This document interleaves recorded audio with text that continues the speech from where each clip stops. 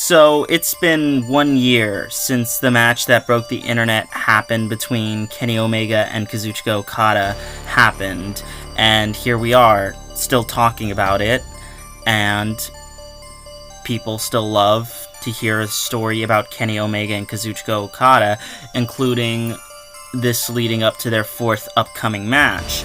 Now, for those of you who don't know the story, who don't know what's going on, this video is designed to give you a full understanding of the feud, how it happened, and where it goes from here. So let's rewind the clocks a year ago in the G1 Climax, where Kenny Omega has been setting the scene on fire and taking the G1 Climax almost single-handedly. But one final opponent stands in his way, and that is the strong and daunting threat of Hirooki Goto, and through determination, heart, and soul, he was able to overcome the odds of Goto, becoming the first Gaijin to win the G1 Climax, as well as the right to challenge the current IWGP Heavyweight Champion at the main event of Wrestle Kingdom, Kazuchika Okada.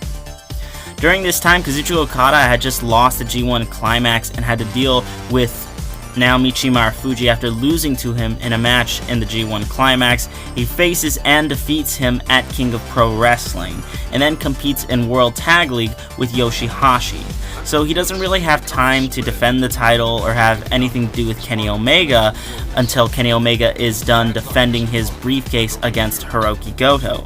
And in a face-off between the two, Kenny Omega attacks Kazuchika Okada and hits him with the one-winged angel through a table, and stands defiantly holding the IWGP Heavyweight title, sending a strong message.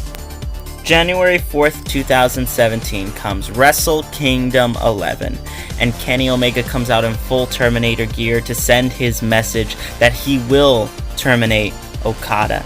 And the match begins between two of the best in the business today, and they deliver some of the most hard-hitting moves in the night, but ultimately, the Rainmaker is just too much for Kenny Omega to handle, and he picks up the win. Quickly afterwards, Kenny Omega decides to take a break from wrestling after that match, and Okada is quickly challenged by a returning Minoru Suzuki.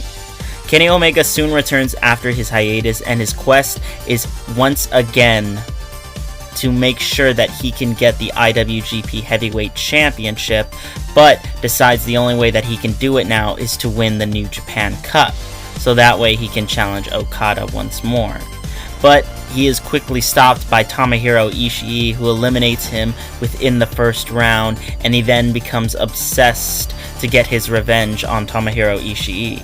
Now during this time, Kazuchika Okada focuses on two of the most dangerous opponents that he could face in New Japan, and that is Katsuyori Shibata at Sakura Genesis and Bad Luck Fale at Wrestling Dontaku. Both matches bring Okada to his limit, but it's in his match with Bad Luck Fale that he decides to do something interesting, and he calls out the man that he had that 5-star match with, Kenny Omega, and he challenges him at Dominion.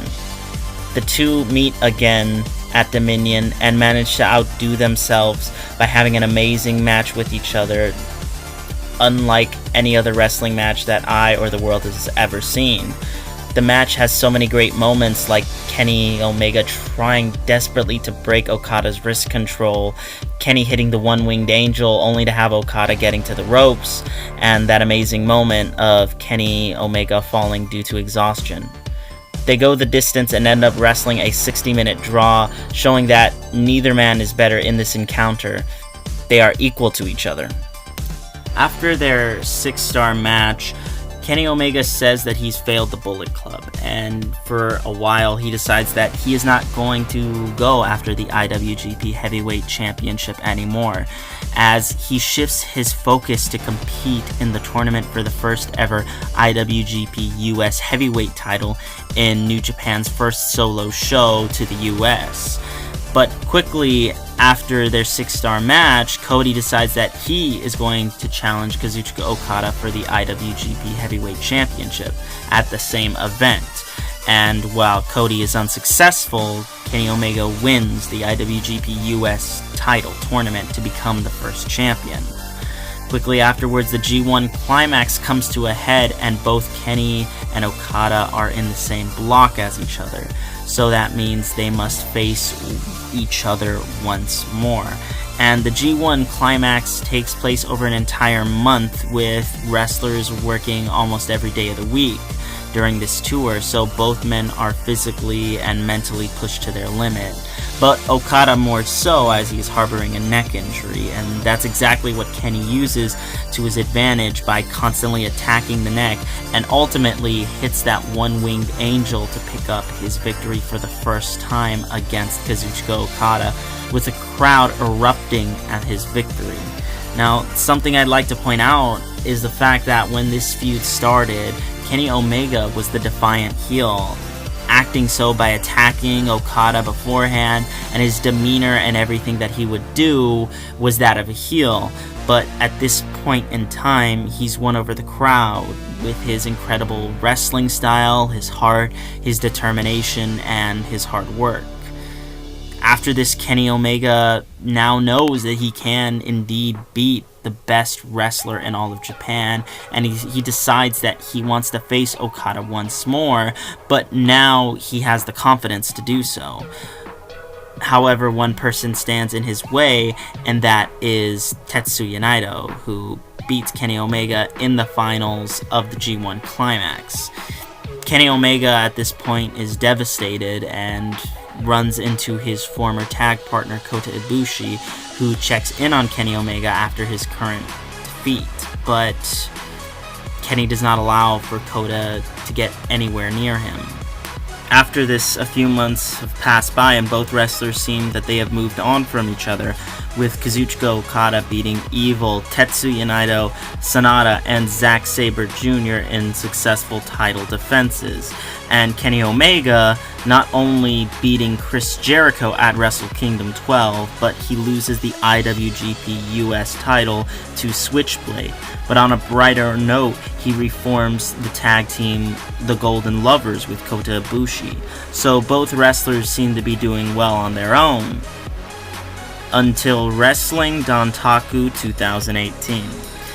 Not wanting to get too much into another story here, as we're trying to focus on the Okada and Omega feud, but Hiroshi Tanahashi and Kazuchika Okada have had a long-lasting feud for quite a while now. You know, their feud was mainly based on who would be the top ace of the company, and their feud ultimately culminated at Wrestle Kingdom 10, but it was renewed because one of the reasons Okada was just one step away from beating Tanahashi's record of all-time title defenses. It was one of the things that made Tanahashi such a legendary champion, so he had to defend that record, and in a great 5-star match where he ultimately failed against the Rainmaker, and Okada adds another accomplishment to his ever-growing legacy. It's at the end of this match that Okada decides to once again call out Kenny Omega and challenges him to a no time limit best 2 out of 3 falls match for the IWGP Heavyweight title at this year's Dominion show. Now, I think it's rather interesting that Okada has called out Kenny Omega in most of their encounters. I mean, at first it was Kenny where he was the disrespectful heel and he was able to call out Okada. But this time it's different because it was Okada who called out Omega for the Dominion rematch. They had to face each other at the G1 climax, and once again Okada called out Omega for their current rematch. It's almost like Okada needs to prove to himself and the world that he can beat the most talked about wrestler in all of the world. Now, I guess we should talk about who should win this match, and there is some mystique about who should win it, because I feel as though for quite a while that Okada's time has been up with the IWGP Heavyweight title, but I also feel as though Kenny is still not ready for the title, and don't get me wrong, I'm a huge Kenny Omega fan, but it doesn't feel like the right outcome for him yet. Now, generally, New Japan has some of the best booking in the business right now, and I've generally been behind their booking decisions 100%, with the exception of Tetsuya Naito losing at Wrestle Kingdom 12. But I don't want to get too much into that because I digress from my point. So for me, the outcome is really pretty much up in the air because you don't really know what's going to happen, and that's how a huge heavyweight title match should be.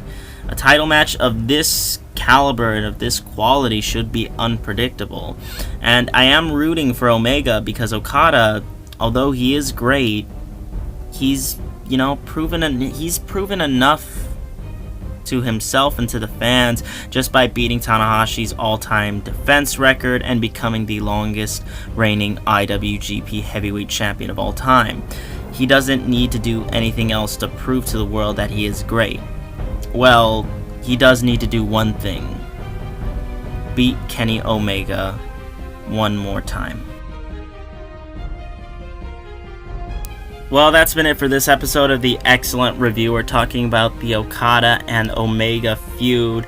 So do me a favor, let me know what you guys think about it in the comments section below. And if you want to see more content like this, then make sure you hit that like, share, and subscribe button. I've been Samuel V, aka The Excellent Reviewer, and I'll see you guys as soon as I can. And I'll see you at Dominion 2018. Goodbye and good night. Bang!